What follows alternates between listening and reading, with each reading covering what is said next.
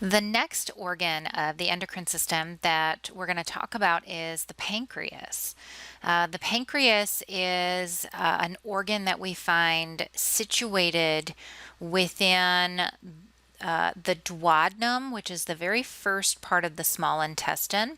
So as the stomach receives the food, it churns it with stomach acid and dumps it into the duodenum.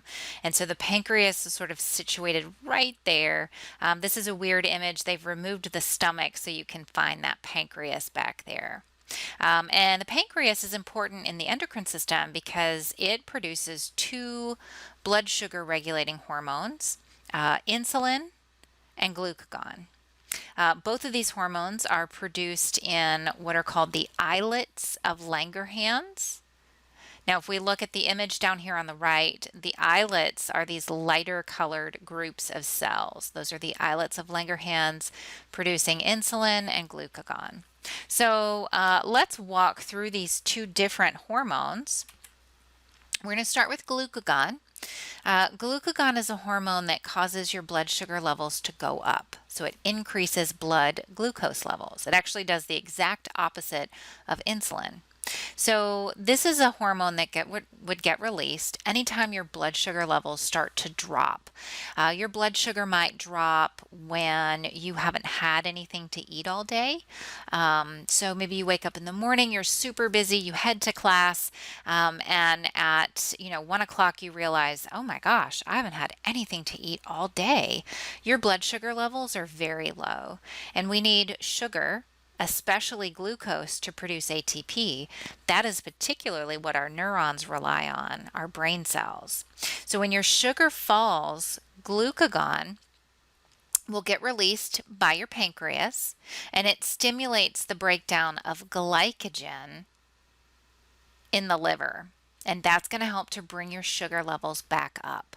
So we can see in this example down here, you can see here's the pancreas. And this is if blood sugar levels are low, your pancreas releases glucagon. That hormone will circulate in your blood and it'll get to the liver, and it stimulates glycogen breakdown in the liver. And this is going to help to raise our blood sugars back up until we can get something to eat.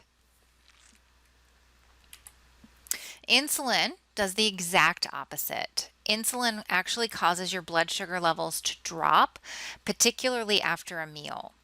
So when you consume a meal, your blood sugar raises very quickly. It goes up. And so your body will release insulin so that your cells can use all of that glucose and use all of that sugar and bring your sugar back down. And so really how insulin is bringing your sugar down is because it actually helps your cells take up that glucose and use them within metabolism, within cell respiration. Now remember, cell respiration is glucose or carbs plus oxygen forms CO2, water, and energy. So we need ATP, we need energy for everything. And so we want our cells to be able to take up that glucose so they can make energy. And that is what insulin is doing. Now, in someone who has diabetes, their blood sugar levels stay high. So they eat a meal, their sugar goes up, and either they're not releasing insulin or they're not responding to the insulin that they are releasing. And so what happens is their sugar stays high, and it'll slowly drop off as your neurons use that sugar, but otherwise it stays really high. And what's going to happen is because the blood sugar is always elevated, the kidneys will start to excrete glucose. So you'll have some sugar in your urine if you're diabetic. You should never have sugar in your urine because we use sugar to make energy. So your body is not looking to get rid of sugar in the urine. The only time that happens is when your blood sugar is elevated. You'll lose sugar in the urine.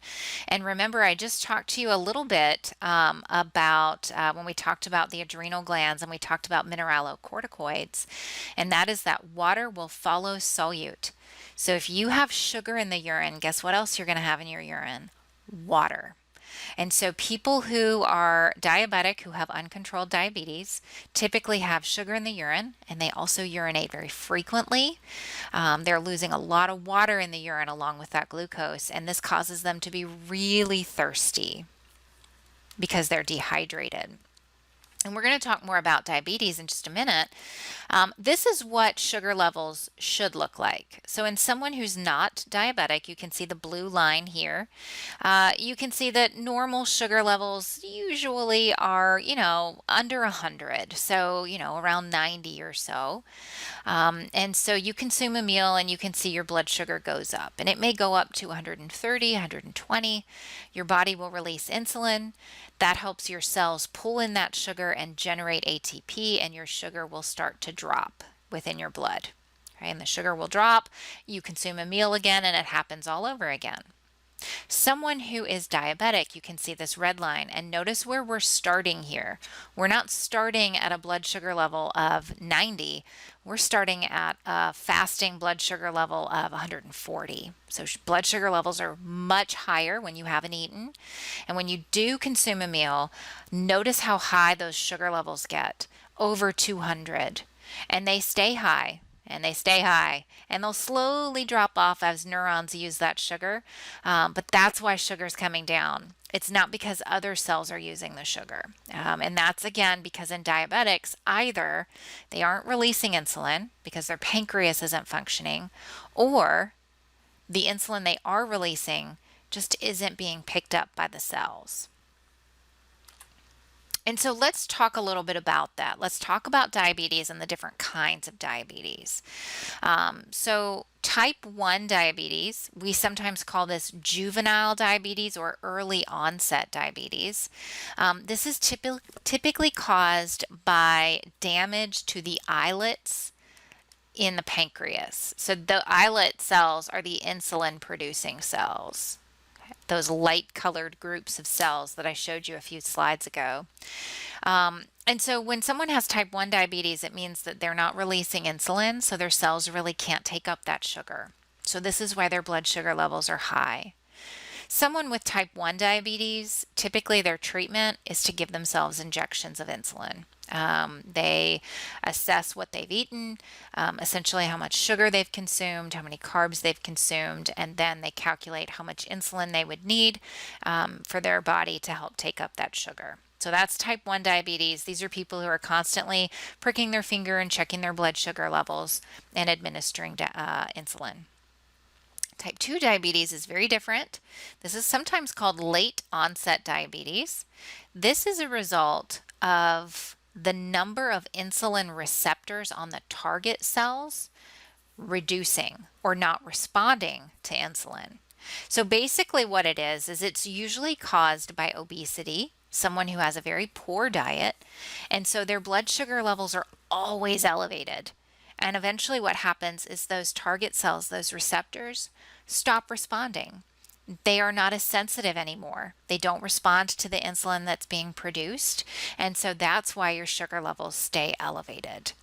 This can also be caused by genetics. So, if your mom and your grandma had type 2 diabetes, chances are you may end up with type 2 diabetes.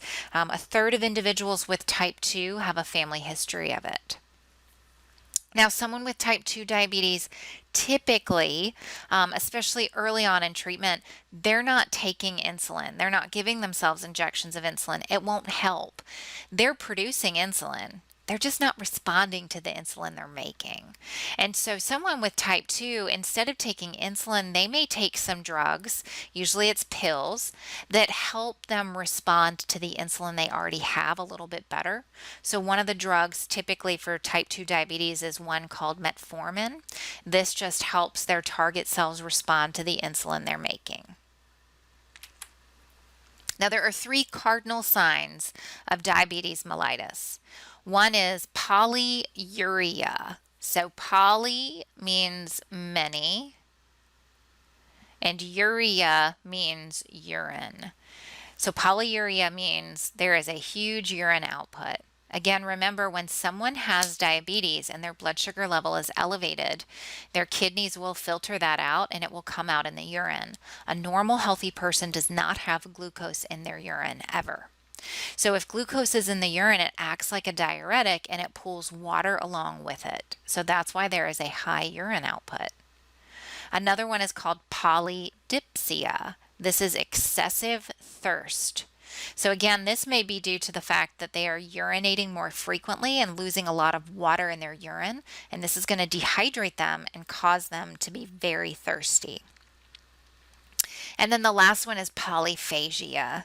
Polyphagia is excessive hunger. And the reason is because someone with uncontrolled diabetes, their cells think they are starving.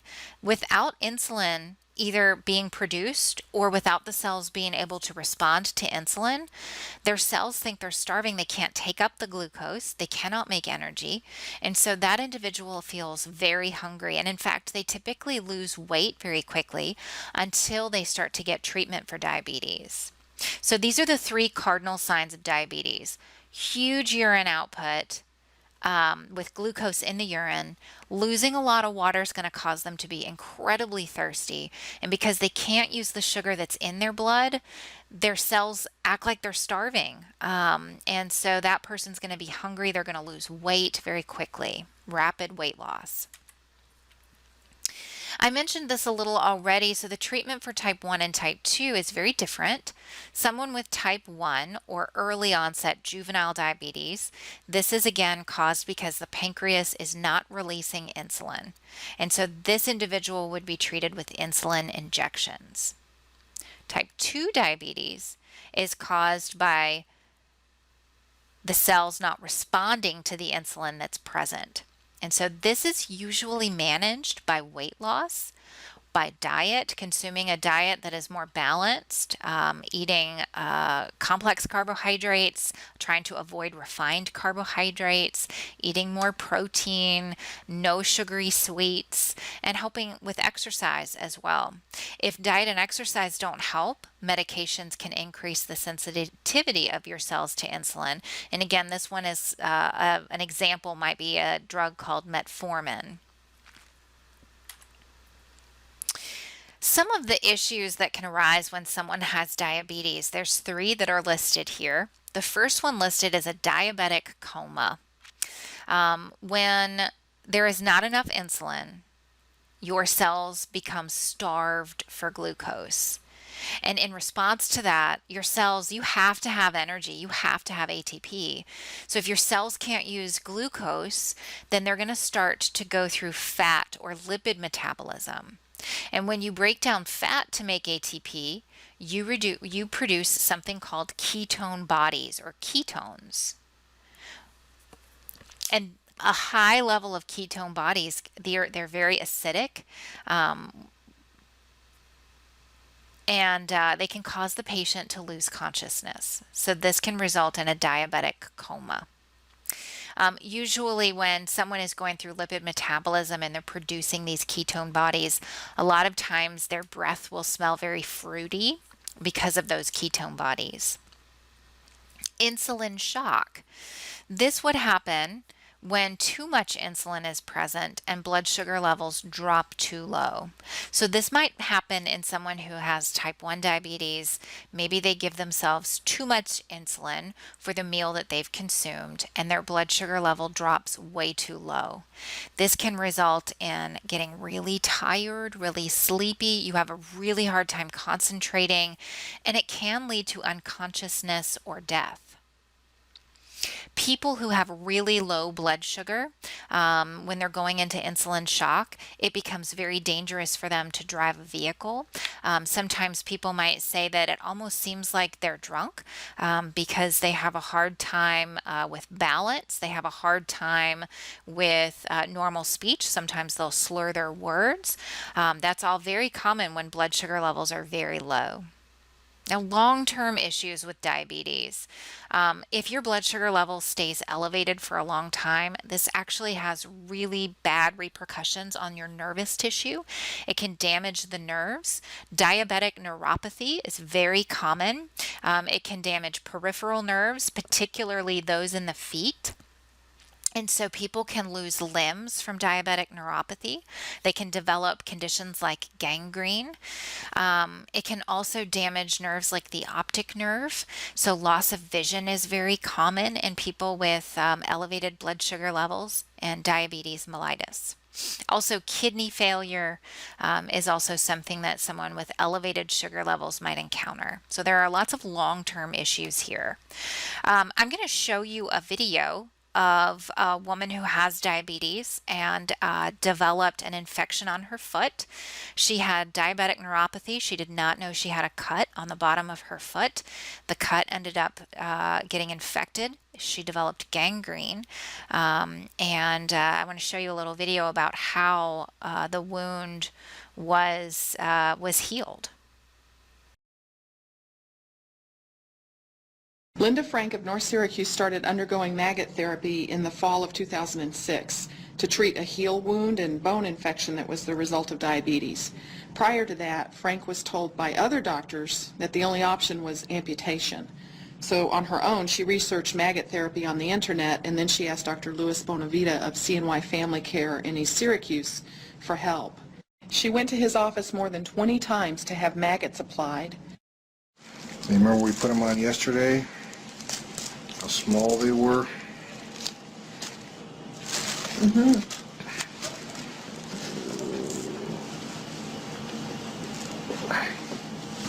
Well, they're scattering now. Either that or something tickles. Yeah. Doing great, sweetheart. You nervous?